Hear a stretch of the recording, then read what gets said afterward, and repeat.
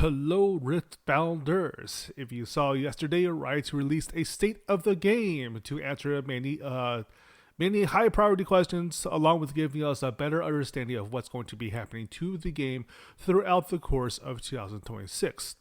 First up, with the actual state of the game, which you probably should read the whole document to orient yourself to what's been going on. There will be more multiplayer formats as promised by Dave Guskin, which is great. From personal experience, especially playing with John and a couple other friends, the 3-player and 2-headed giant formats for Riftbound is surprisingly engaging, and going from 2 to 3 battlefields has some fascinating tempo implications. It also just makes certain binder fillers currently in your collection a lot more useful besides, which I think could be pretty darn neat. No word on whether or not it actually makes scary and playable, but you know how things are like that. They also promise more original art, which is always good to hear. In general, it just feels a lot better, significantly more invested by Riot if they use original art instead of recycling assets from Legends of Runeterra, which is the primary background for most of the art in Origins. That's not to say that Legends of Runeterra art isn't quite good. In fact, 6 More Vodka honestly makes some of the best art out there for League. But original art, especially with what they're using for the new Spirit Blossom alts, are frankly amazing. And it just feels better to have Riftbound have its own visual identity. That doesn't change the face of the game too much, but what does are changes upcoming to the draft or limited formats, or at least changes that they're considering. They did say that there will be more limited formats supported, possibly booster drafting like in old school Magic the Gathering.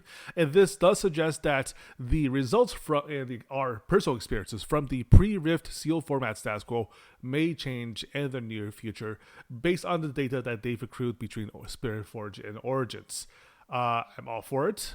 I especially think that the sealed deck formats access to 3 colors instead of the leaders 2 makes for some interesting gameplay decisions, and that just continues to draft booster drafting that I'm fine with that as well. That also just sounds like a lot of fun, and of course it makes Twisted Fate more playable.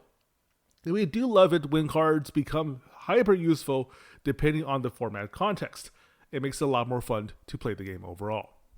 As for the actual meta impact, Dave did mention that the Riot developers believe that there are counterplays to Miracle Draven decks that the overall meta hasn't really explored yet, and especially in elements of the game that deny win conditions to trigger Draven's card draw.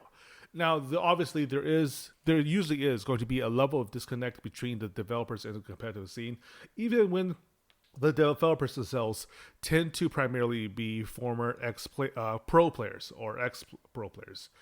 Even with 2SKO's famous lineup of evil contenders and just all-star names throughout the Western scene, there is a bit of a divide in how to make a character good and fun versus how to make the meta overall good and fun. So take that with as many grains of salt as you need, but I do think that he actually has a point. What we saw during the end of the Origins meta, for instance, was that even with Origins limited card pool and relatively easier way to min-max or optimize your decks for the competitive format, the stalemate between Master Yi and Kaisa was ultimately broken by Annie through Western experimentation with a card pool. Annie, unfortunately, seems to have faded for the current Spiritforge meta, but we are also seeing that there are responses to Draven's dominance in China that I think are going to be further explored with the upcoming European tournaments as well. But the greatest test of their design capabilities or design philosophy even is probably not going to be with Spiritforge. It's probably going to be in 2 sets with Vendetta's enemy color synergy. As on paper, I think anybody that's familiar with Riftbound is going to be a little hesitant with the control potential coming out of purple-yellow. Just from the extent card pool, we're talking about all of the kill spells, all the card draw, and all of the ways to control the field within those 2 colors, and giving a hero access to both of them, regardless of how weak their hero power might be, sounds dangerous.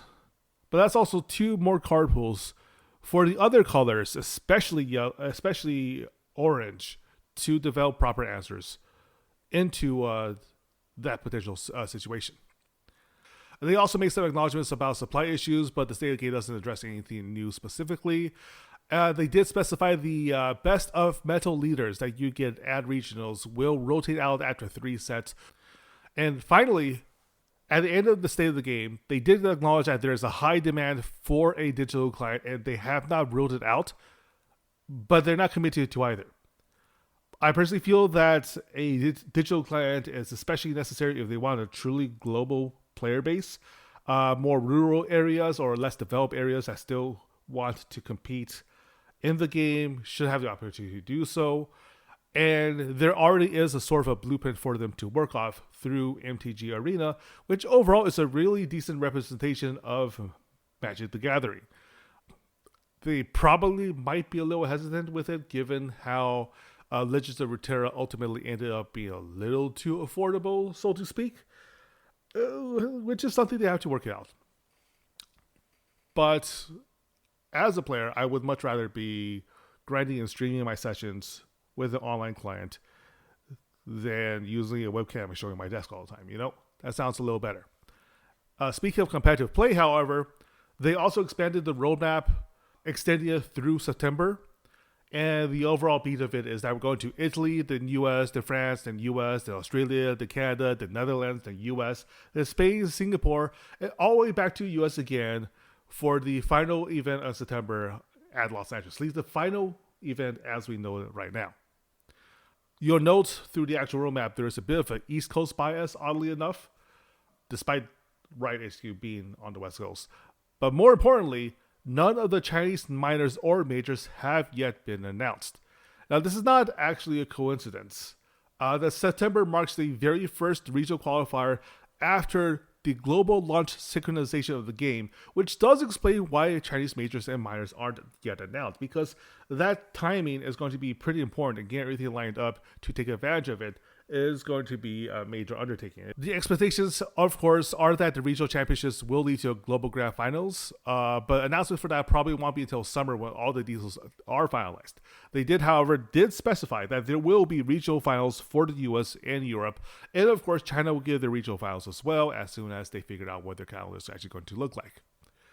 So there's a lot of professional Riftbound to be looking forward to, and there are going to be a lot of creators at those professional Riftbound games. And there's going to be a new badge for those creators, specifically labeling them as creator competitors, because there are going to be changes to the creator program as well, which is the final of the 3 articles they released. And this is definitely going to be targeted more towards our peers in the creative spaces. The average player probably won't care, except, of course, how it relates to their favorite streamer, their favorite content creator, their favorite YouTuber, so on and so forth.